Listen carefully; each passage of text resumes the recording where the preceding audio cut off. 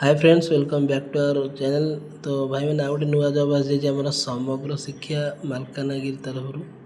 तो चलते आम डेरी नगर डिस्कस केमी कौन आप आप्लाय करेंगे, कौन के वैकेंसी अच्छी।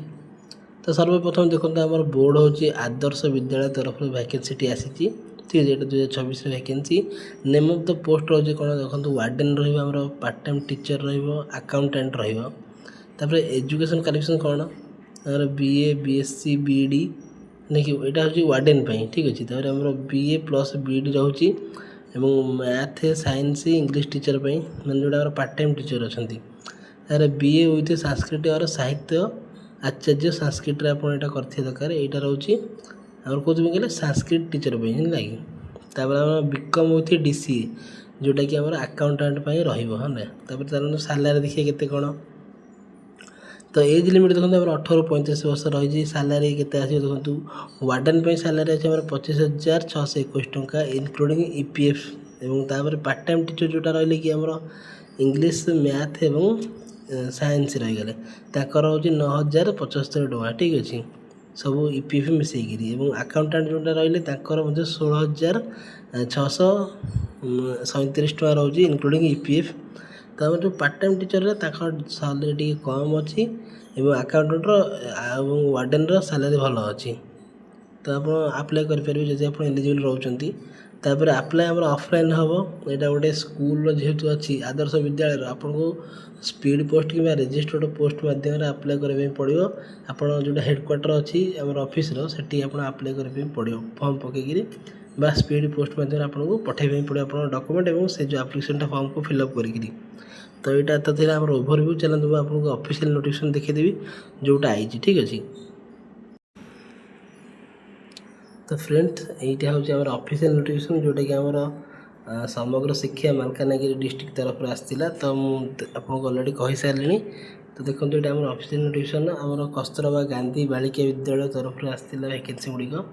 तो आपड़ कौ जगह आप आप्लाय करेंगे मैंने केमी कौन देखो, ये जो रजिस्टर्ड पोस्ट मध्यम ये जो आम आड्रेस है डिस्ट्रिक्ट प्रोजेक्ट ऑफिस समग्र शिक्षा in front of circuit house DNK Malkangiri 74,764,048। ये जो आम आड्रेस है आपन को निजर आप्लिकेशन फॉर्म को फिलअप करी आपको ये जो आड्रेस आपको पोस्टल माध्यम पहुँचाई पड़ो। केते देखो लास्ट डेट हूँ 6/6/2026, मैंने आर मास 6 तारिख पूर्व और 1:30 पूर्व आपको आपणकर से जो फॉर्मटी पहुँची जाइए दरकार पाखे। और आप ऑफिशियल वेबसाइट विजिट करेंगे जोटा कि www. malkanagiri.odisha.gov देखिपारे कि www.osepa.odisha.gov देखिपारे कौन असुविधा नहीं, ठीक अच्छे। तापर घर देखूँ जमी मुझे BA plus BSc plus BD रोचे आमर कौन वार्डेन फीमेल। यहाँ आउ गए कथा वार्डेन केवल आमर फीमेल रे, पार्ट टाइम टीचर फीमेल रे इंग्लिश और मैथ आउ साइंस। आउ बाकी तक जोटा रहा कि आम जमी संस्कृत टीचर पे बोथ मेल आ फीमेल आप्लाय करेंगे कौन असुविधा नहीं। और जोटा संस्कृत टीचर रहा कौटा आम BA विथ संस्कृत साहित्य आचार्य क्वालिफिकेशन करते दरकार। तापर आप रही देखो